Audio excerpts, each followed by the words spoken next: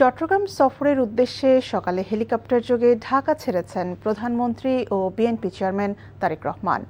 আজ দিনব্যাপী এই কর্মসূচির অংশ হিসেবে কক্সবাজারের মাতারবাড়ি গভীর সমুদ্র বন্দর পরিদর্শন, বাঁশখালী ও হাটহাজারীতে দুটি জনসভায় ভাষণ দেয়া সহ সাম্প্রতিক বন্যায় ক্ষতিগ্রস্তদের মাঝে উপহার বিতরণ করবেন প্রধানমন্ত্রী। সকাল ৯টায় হেলিকপ্টার যোগে ঢাকার তেজগাঁও বিমানবন্দর থেকে রওনা হওয়ার পর 10:30 নাগাদ মাতারবাড়ি পৌঁছানোর কথা রয়েছে তার। সেখানে গভীর সমুদ্র বন্দর, কয়লা বিদ্যুৎ প্রকল্প ও মহেশখালী সমন্বিত উন্নয়ন ব্যবস্থা পরিদর্শন করবেন তিনি।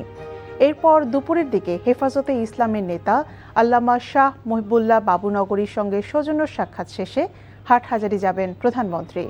সেখানে হেফাজতের সাবেক আমির মরহুম আল্লামা শাহ আহমদ শফির কবর জিয়ারত করার কথা রয়েছে এবং বিকেল 5টায় হাটহাজারী কলেজ মাঠে জনসভায় যোগদান সহ সাম্প্রতিক বন্যায় ক্ষতিগ্রস্তদের মাঝে উপহার বিতরণ করবেন। কর্মসূচি শেষে সন্ধ্যায় চট্টগ্রামে হোটেল রেডিসন মিলনায়তনে বিএনপির একটি সাংগঠনিক সভায় যোগদান শেষে রাত 9:30টায় বিমানযোগে প্রধানমন্ত্রীর ঢাকা ফেরার কথা রয়েছে।